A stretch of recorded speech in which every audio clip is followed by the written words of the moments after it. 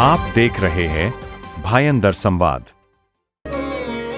Bhayandar waste के उत्तन डोंगरी स्थित भगवान परशुराम के पावन स्थल पर आज समस्त ब्राह्मण समाज फाउंडेशन द्वारा एक पुण्य आयोजन किया गया।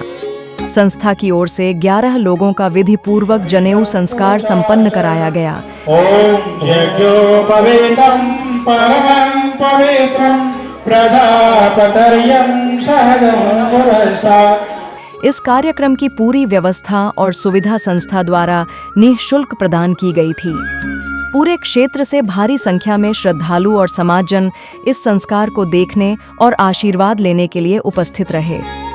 यह स्थान पहले भी धार्मिक आयोजनों का केंद्र रहा है और समस्त ब्राह्मण समाज फाउंडेशन यहाँ समय समय भक्ति और अन्य धार्मिक कार्यक्रमों का आयोजन करता रहता है।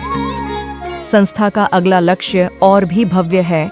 आने वाले दिनों में 111 लोगों का सामूहिक जनेऊ संस्कार कराने की योजना बनाई गई है कि आने वाले समय में 111 का मैं यज्ञ पवित्र करवाऊंगी बच्चों का। यह केवल एक आयोजन नहीं बल्कि हमारी सनातन संस्कृति को जीवित रखने की प्रेरणादायक पहल है। नमस्कार, मैं हूं मिथिलेश और आप देख रहे हैं भायंदर संवाद।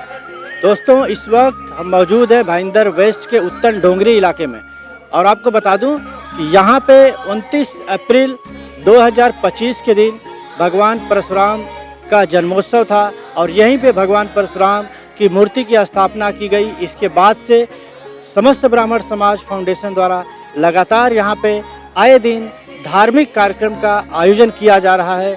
इसी कड़ी में आज के दिन 8 जून 2025 के दिन आज यहाँ पे 11 बच्चों का जनेऊ संस्कार किया जा रहा है। जनेऊ संस्कार सभी धर्मों के लिए ऐसा माना जाता है कि ब्राह्मण, क्षत्रिय, वैश्य, शूद्र ये 4 वर्ण होते हैं। 4 वर्णों के लिए भी आवश्यक होता है और जिसमें सबसे महत्वपूर्ण होता है कि ब्राह्मणों का जनेऊ संस्कार तो होना ही चाहिए। और आज यहाँ पे समस्त ब्राह्मण समाज फाउंडेशन द्वारा 11 लोगों का जनेऊ संस्कार किया जा रहा है। पूरा विधिवत ब्राह्मणों के द्वारा यहाँ पे मंत्रोच्चार किए जा रहे हैं, पूरा विधि हो रही है, जनेऊ संस्कार हो रहा है। चलिए हम आपको पूरी वो विधि दिखाते हैं, व्यवस्थाएं दिखाते हैं। वो स्थान है भगवान परशुराम का, जहाँ पे आप देख सकते हैं कि जनेऊ संस्कार का आयोजन किस तरह विधिवत किया जा रहा है और जिन लोगों का जनेऊ संस्कार किया जा रहा है हम उनको भी दिखाएंगे और बात करेंगे। जनेऊ संस्कार की विधि के लिए बाकायदा समस्त ब्राह्मण समाज फाउंडेशन द्वारा पहले से रजिस्ट्रेशन किया गया था, लोगों को सूचना दी गई थी और लोगों ने रजिस्ट्रेशन कराने के बाद आज यहाँ पे जनेऊ संस्कार के लिए आए हुए। तो यहाँ पे देख सकते हैं ये वही वो लोग हैं जिनका जनेऊ संस्कार किया जाएगा। टोटल 11 लोगों का जनेऊ संस्कार किया जाएगा। यहाँ पे वो बच्चे बैठे हैं, उनके माता पिता बैठे हैं और एक तरफ मंच से जो है पंडित जी जो है बैठ के मंत्रोच्चार कर रहे हैं ताकि सभी लोग एक साथ जनेऊ संस्कार कर सकें। इसी कड़ी में आप देख सकते हैं कि 11 लोग टोटल, मैं चाहूँगा कि विजुअल ज़्यादा से ज़्यादा दिखाया जाए। टोटल 11 लोगों का यहाँ पे जनेऊ संस्कार किया जा रहा है। इस संस्था के जो संस्थापक हैं, इस संस्था के जो अध्यक्ष हैं, उनसे भी जानेंगे और यहाँ पे जो लोग आए हैं अपने बच्चों का जनेऊ संस्कार कराने के लिए उनसे भी बात करेंगे, उनसे भी जानेंगे। तो सबसे पहले हम चलते हैं इस संस्था के जो संस्थापक हैं सुनीला सत्येंद्र शर्मा जी, हम इनसे जानते हैं कि इसकी क्या पूरी विधि है, किस तरह तैयारी की गई थी। मैम, आज यहाँ पे संस्था के द्वारा जनेऊ संस्कार का आयोजन किया गया है, इसके बारे में सबसे पहले बताइए कि लोगों को कैसे सूचना दी गई थी और आपने जो सोचा है क्या मन में आपके आया? जब मैंने समस्त ब्राह्मण समाज फाउंडेशन की मैंने जब स्थापना की थी तभी बहुत सारी बातें मेरे मन में चल रही थी। उसमें सबसे प्रथम मेरा था जनेऊ संस्कार करना, बच्चों का यज्ञ पवित्र करना और शायद प्रभु की कृपा थी और सभी का आशीर्वाद प्राप्त हुआ और आज हम ये कार्य कर पाए। और ये हमने बहुत कम नोटिस पीरियड में, हमने खाली सिर्फ 15 दिन में ही हम लोगों ने खाली सोशल मीडिया के मार्फत, व्हाट्सएप के मार्फत हमने लोगों को मैसेज भेजा और उस तरह से हम लोगों को ये बच्चों का हम यज्ञ पवित्र यहाँ पर कर पाए हैं। मैम, देखा जाए तो इस संस्था द्वारा जो ये आयोजन किया गया है, भगवान परशुराम की मूर्ति स्थापना की गई, मुझे लगता है कि 29 अप्रैल के दिन किया गया और कम समय में इतने सारे लोगों का रिस्पांस आना, इकट्ठा कर लेना, मतलब ये कैसे संभव हो पाया? बहुत मतलब जब से मूर्ति की स्थापना हुई है लोगों में बहुत ज़्यादा उत्सुकता है, बहुत ज़्यादा खुशी है। उसके बाद यहाँ पे कुछ ना कुछ कार्यक्रम हो ही रहा है। यहाँ पे सत्संग हो रहा है, सुंदरकांड हो रहा है, हनुमान चालीसा और ये यज्ञ हो रहा है। और आज यहाँ पे प्रभु की कृपा से ये मेरा सौभाग्य है कि आज हम लोग यहाँ पे 11 बच्चों का हम यज्ञ पवित्र कर पा रहे हैं यहाँ पे। मैम ये अभी क्या शुरुआत है, इसके बाद लगातार ये सिलसिला जारी रहेगा? ये मुझे बहुत कम समय था, इसके लिए मैंने सिर्फ और पहला था मेरा, इसलिए मैंने 11 बच्चों का मैं जन्म संस्कार करवा रही हूँ। लेकिन पूरा मुझे विश्वास है कि आने वाले समय में 111 का मैं यज्ञ पवित्र करवाऊंगी बच्चों का। बहुत बहुत धन्यवाद। उम्मीद करता हूँ कि आप अपने लक्ष्य को जरूर पूरा करेंगे मैम, और इसी तरह आप धार्मिक कार्य करते रहें। जैसा कि आपने देखा कि संस्था के संस्थापक सुनीला शर्मा जी थे, हमारे साथ थी। इनका कहना था कि पहली बार हम कर रहे हैं और पहली बार में 11 लोगों का यहाँ पे जनेऊ संस्कार हो रहा है और आने वाले दिनों में 111 करने का ऐसा इन्होंने संकल्प लिया है। कुछ और लोगों से जानेंगे, इस प्रोग्राम के बारे में जानेंगे, इस विधि के बारे में जानेंगे क्या कहना है। तो सबसे पहले हम चलते हैं, और हमारे साथ इस वक्त बात करने के लिए मीरा भाईंदर के सबसे वरिष्ठ पत्रकार हमारे साथ हैं। हम इनसे जानते हैं, और अभी आध्यात्म की तरफ इनका पूरा झुकाव हो गया है, क्योंकि संस्था की जब से स्थापना हुई है तब से लगातार ये अपनी सेवाएं देते आ रहे हैं। सर सबसे पहले तो आपका स्वागत है, और आज के कार्यक्रम के बारे में बताइए, क्या कहना है, कितना महत्वपूर्ण होता है जनेऊ संस्कार? जीवन में 16 संस्कार होते हैं जो गर्भाधान से प्रारंभ होते हैं। कोई भी जीव जब इस संसार में प्रकट होता है तो माता और पिता, इसको कहते हैं, जिस प्रकार खेती होती है तो उसी प्रकार से ये उत्पत्ति होती है, और उसमें जीव उत्पत्ति, उसमें भी मनुष्य जीव। तो 84 लाख योनियों में घूमने के बाद जब हम मनुष्य बनते हैं तो उसमें हर संस्कार के द्वारा एक पवित्रता होती है। जन्म होता है, फिर उसके बाद में नामकरण होता है। इस प्रकार से जो है चलते, जब बच्चा बड़ा हो जाता है तो उसे एजुकेशन के लिए जब भेजा जाता है तो उस समय ये यज्ञोपवीत संस्कार होके वो विप्र बनता है। जन्म से सभी लोग शूद्र होते हैं, संस्कार के बाद वो विप्र बनते हैं। और विप्र में भी जो ब्राह्मण, क्षत्रिय और वैश्य, ये 3 वर्ण हैं। अब उनमें भी जो अध्ययन करके और वेद और शास्त्रों का ज्ञान करके शिक्षा को ही अपना जीवन बनाए, ज्ञान को ही अपना जीवन बनाए, ब्रह्म की आराधना को, अध्यात्म को अपना रास्ता बनाए, वो ब्राह्मण होता है। क्योंकि वो ब्रह्म का हरण करता है, ब्रह्म के एकदम नजदीक पहुंचता है, ब्रह्म को पहचानता है, और वो समाज को ब्रह्म के बारे में, ईश्वर के बारे में सभी जानकारी देता है कि ये संपूर्ण प्रकृति ये ईश्वर ने किस ढंग से बनाई हुई है। उसी प्रकार आगे हमको जो है अपने जीवन को भी जितना पवित्र हो, जितना सत्य मार्ग हो, जितना सुंदर हो, जितना शांत प्रिय हो, इस प्रकार का जीवन ये यहाँ से प्रारंभ होता है। उपनयन संस्कार, पाणिक ग्रहण संस्कार, शादी होती है, गृहस्थ जीवन हो जाता है। उसके बाद में फिर आदमी सन्यास की ओर जाता है। उसके बाद में अंतिम संस्कार को तो सब लोग जानते हैं। तो इस प्रकार के 16 संस्कार में बहुत ही महत्वपूर्ण है, विशेष रूप से ब्राह्मणों के लिए।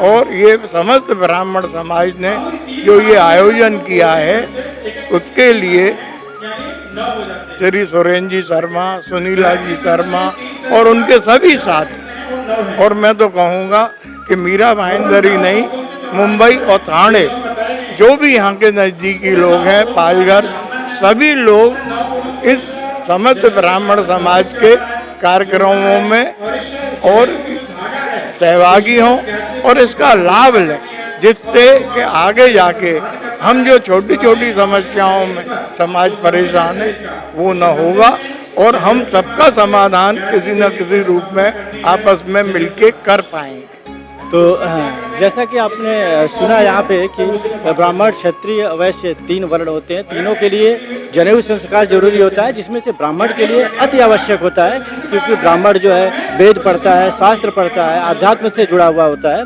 इसी कड़ी में हम जानते हैं संस्था के जो हमारे अध्यक्ष हैं सत्येंद्र शर्मा जी, इनसे जानते हैं कि सर क्या कहना चाहेंगे आज के कार्यक्रम के बारे में।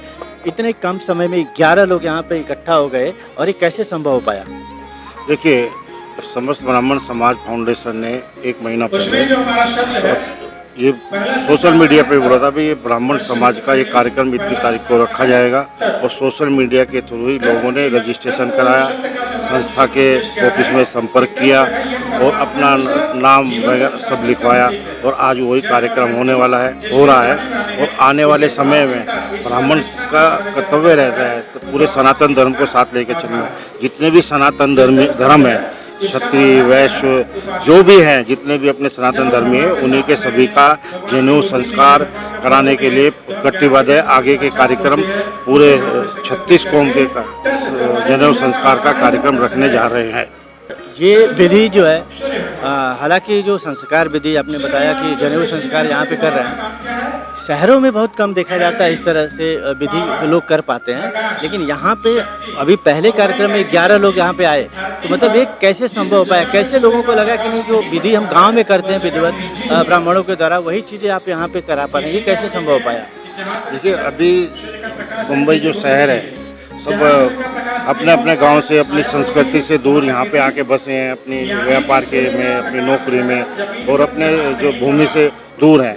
और हमारा ये पहले से ही हमारा ये था कि भाई यहाँ पे जब सभी ब्राह्मण समाज और सनातन धर्म को हम लोग एक साथ में लेके चले, और वो सारे के सारे गाँव में हो पाते थे, वैसे ही हमने समस्त ब्राह्मण समाज फाउंडेशन संस्था इसी माध्यम से बनाई है कि हम लोग सनातन धर्म के 16 संस्कार जो हिंदू धर्म में आते हैं वो सब हम लोग संस्कार यहाँ पे बैठ के करेंगे। यहीं पे भगवान परशुराम का मंदिर और भवन बनाएंगे, और आगे के जितने भी हमारे सनातन धर्म को आगे बढ़ाने के जितने भी कार्यक्रम रहेंगे, जो भी सनातन संस्कृति को आगे बढ़ाने के लिए कार्य करेंगे, हम लोग यही से ही करने वाले। जय परशुराम। आने वाले दिनों में ये कार्यक्रम जारी रहेगा, इसके अलावा क्या क्या कार्यक्रम होते रहेंगे?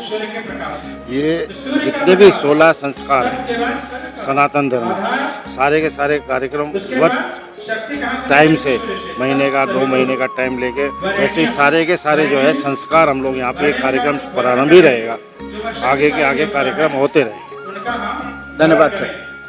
तो जैसा कि आपने देखा कि संस्था के अध्यक्ष सत्येंद्र शर्मा जी ने बताया कि ये हमने जो धर्म का जगह बनाया है, ये पूजा पाठ की जगह बनाई है, यहाँ पे गुरुकुल का निर्माण होगा। ऐसे तमाम जो 16 संस्कार होते हैं वो ब्राह्मणों के किए जाएंगे।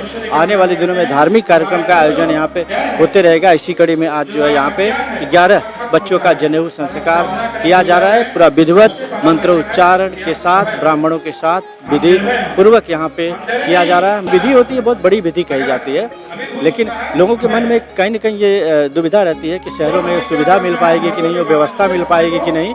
लेकिन आज यहाँ पे भारी संख्या में लोग यहाँ पे जमा है, अपने बच्चों का जनेऊ संस्कार करा रहे हैं। मैं महेश योगी हूँ। 5 साल पहले मैंने सनातन के प्रति अपने समर्पण के लिए जो गृहस्थ जीवन है उसको छोड़कर अपना तर्पण किया। अभी मैं सनातन के प्रति समर्पित हूँ।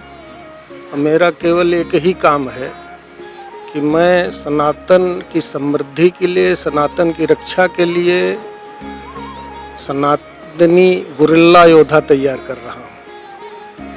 तो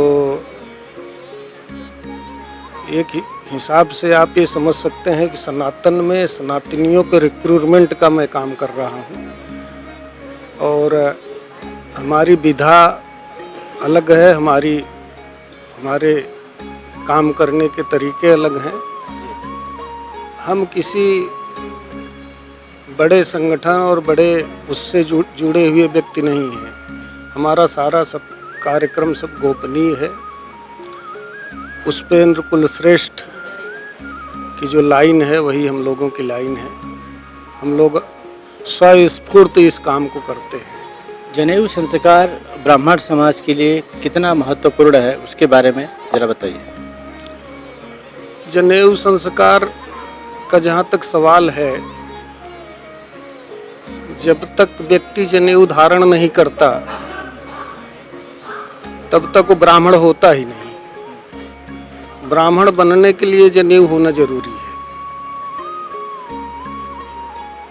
इसकी कोई उम्र होती है? किस उम्र में ब्राह्मण को करना चाहिए, किस उम्र में क्षत्रिय को करना चाहिए, ऐसा कोई उम्र होती है?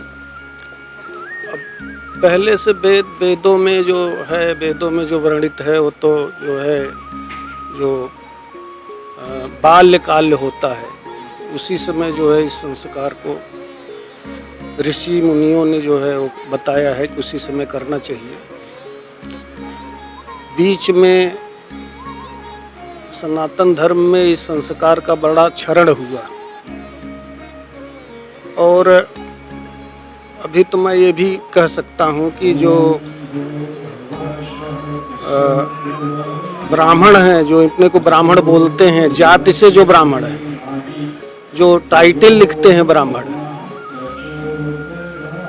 बोलना नहीं चाहिए, लेकिन 80% ऐसे लोग हैं कि जो 60 की उम्र भी पार कर चुके हैं, वो भी जो है अगर संस्कार उनके हुए हैं तो इसको मानते नहीं, फॉलो नहीं करते। बड़ा दुखद है ये। और उनके ऊपर बड़ा अच्छा काम कर रहे हैं सत्येंद्र जी, सत्य धन इंद्र, सत्य के जो इंद्र हैं वही सत्येंद्र हैं। ऐसे लोगों पर, ऐसे व्यक्तियों को जो समाज में हैं, उनको वज्र चलाने की जरूरत है। बहुत बहुत धन्यवाद। तो सर, आज जो यहाँ पे जनेऊ संस्कार किया जा रहा है, इसके बारे में बताइए। अक्सर देखा जाता था लोग गांव में जनेऊ संस्कार कराते थे, पूरा विधिवत कई विधियाँ होती थी। आज यहाँ पे कैसे संभव हो पाया जनेऊ संस्कार करना, और इसका महत्व क्या है वो बताइएगा।